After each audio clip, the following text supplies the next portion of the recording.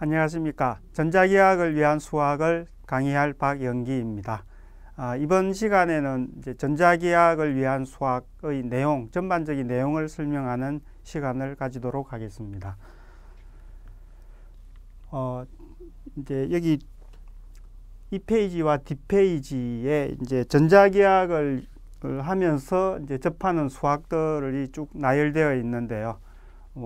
이제 몇 가지를 뽑아 본 것입니다. 전자기하학을 하기 위해서는 이런 수학들을 다루어야 되기 때문에 이런 이제 사전 지식 없이 바로 그 전공 과목을 들어가서 이제 고생을 하는 학생들이 있습니다. 그래서 그 전공에 들어가기 전에 이런 이제 수학적인 지식을 필요한 수학을 이렇게 훑어보고 괜찮겠다 하시면 바로 전자기하학 전공을 들어가시면 되고, 이거 도저히 안 되겠다 하시는 분은 수학을 이제 공부를 하신 다음에 이제 전공을 들어가는 게 좋을 것 같습니다. 이제 전자기하학 소개하는 그 이제 동영상을 보시면은 수학의 중요성 같은 게 거기 이제 설명이 되어 있으니까 그거 보시고 이제 판단을 해 주시면 되겠습니다. 먼저 이제 쭉 이렇게 나와 있는 것들을 좀 한번 살펴보도록 하겠습니다. 지금 이제 1번에 나와 있는 것들은 이제 역함수에 관한 것입니다. 이제 x하고 y 좌표에 의해서 이런 이제 x와 y가 정해졌을 때 이 점이 이제 어느 곳에 이런 결국 2차 평면에서는 이제 그 4개 사분면에 속하게 돼 축상이 아니면 이제 4개 사분면에 있게 되는데, 어느 곳에 있을 때 이 각이 이제 x축을 기준으로 시계 반대 방향으로 이제 각을 정의를 하죠. 요 각이 이제 얼마가 되는가, 특히 이제 양수냐 음수냐 그런 것들을 따지게 되는데, 이제 요런 것들에 대한 것들도 다루게 됩니다. 그래서 뭐 코사인하고 사인 함수하고는 달리 코사인하고 사인 함수는 주기가 2파이죠. 그렇지만 탄젠트는 주기가 파이기 때문에 이제 이 부분에 대해서 좀 헷갈려 하시는 학생들이 많습니다. 그래서 제가 이제 질문하는 것을 토대로 요거는 좀 설명을 드려야 되겠다 해서 뽑았습니다.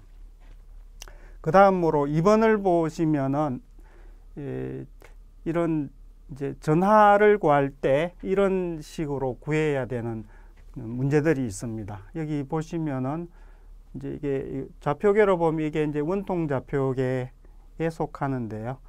이 피적분 함수가 이제 그 함수의 변수가 로우 짓이 있는데, 로우에 대해서 적분하고 또 짓에 대해서 적분하고 삼중 적분이죠. 아마 이제 이게 요거 전체적으로 요게 이제 최적 전하밀도라고 할 수 있는데, 최적 전하밀도가 여기 이제 최적 전하밀도가 이렇게 분포되어 있을 때 이 전체 전하가 얼마인가 하는 이런 문제를 풀 때 이런 적분을 하게 됩니다. 그래서 요 식을 보고 내가 이거 풀 수 있겠다 싶으면은 뭐 문제가 없지만 아니면은 이 강의를 아마 들으셔야 될 것 같습니다.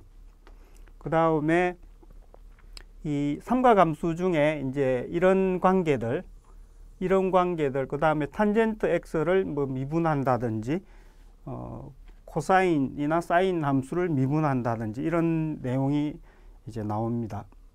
이 부분도 이제 보시고 이게 자신이 할 수 있는지 못하는지 이제 판단하셔야 될 것 같습니다. 그 다음 이제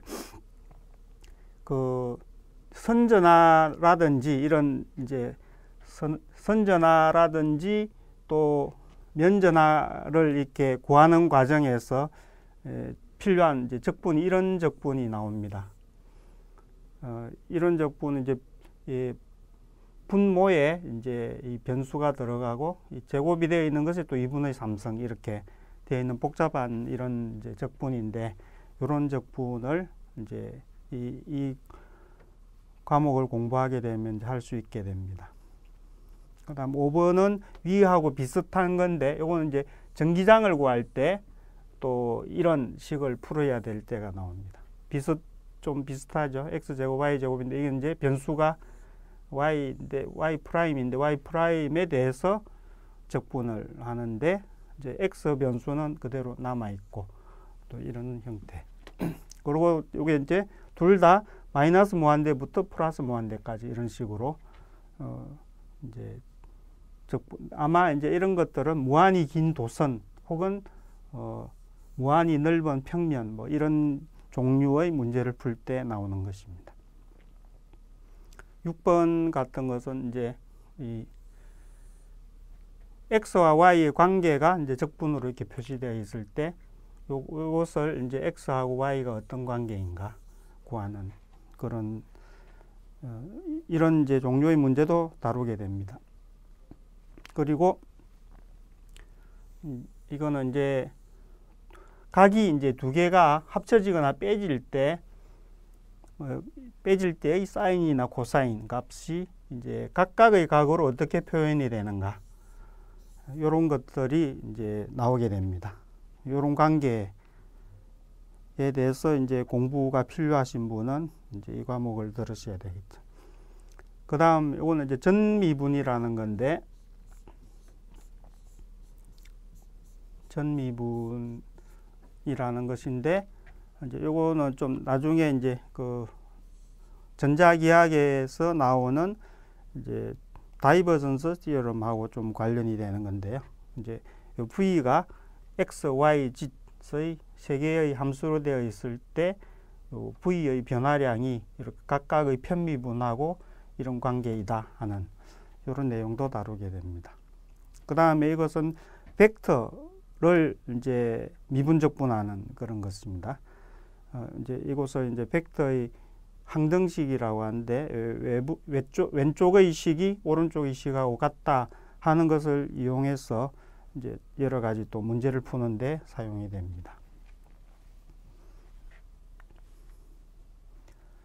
앞에서 이제 탄젠트 x 뭐 이런 것도 삼각함수를 미분하는 게 나왔었는데 요거는 이제 쌍곡선 함수죠. 쌍곡선 함수를 미분하는 이런 이제 내용이 나옵니다. 요게 아마 이제 반도체 내에서 전하의 분포 같은 걸 구할 때 요게 나옵니다. 그 다음 다룰 내용이 이제 벡터에 이제 크로스 프로덕트를 한 것을 적분을 하는데 또 이렇게 완전 패곡선으로 이렇게 적분을 하는 이런 내용이 나옵니다. 요거하고는 또 유사하게 또 벡터를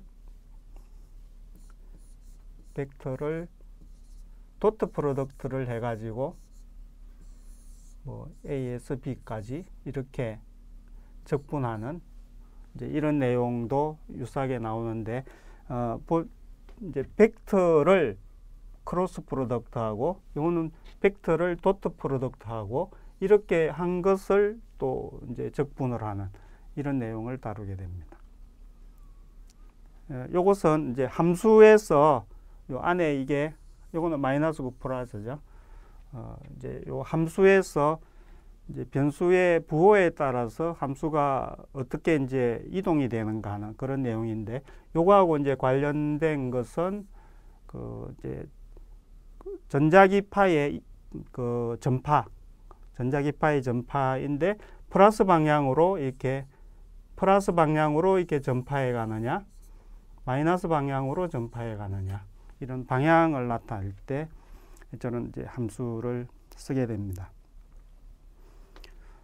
그 다음에는 이제 이게 복소수에 관한 건데요. x가 이런 식으로 나타나고 y가 이런 식으로 나타날 때 이제 실수와 헛수의 합이 되면 요게 이제 복소수죠. 근데 복소수 두 개를 또 곱을 하고 그것에 제곱근하는 이런 이제 문제를 다루게 됩니다. 복소수도 이제 나오게 되고요. 요것도 이제 그 복소수를 다루는 겁니다. 복소수를 이제 이 폴라폼이라고 그러죠.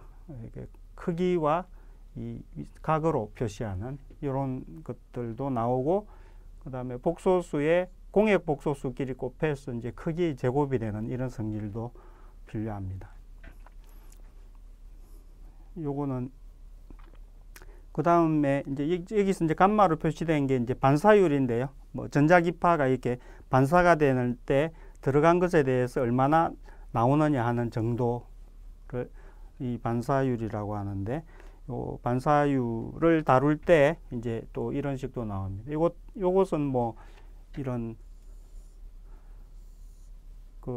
이제 이런 물질이 있을 때 파가 들어가서 투과하는 것도 있고 반사하는 것도 있고, 반사했던 거가 이게 나오기도 하고 다시 또 반사되고 여기도 일부는 또 투과되죠.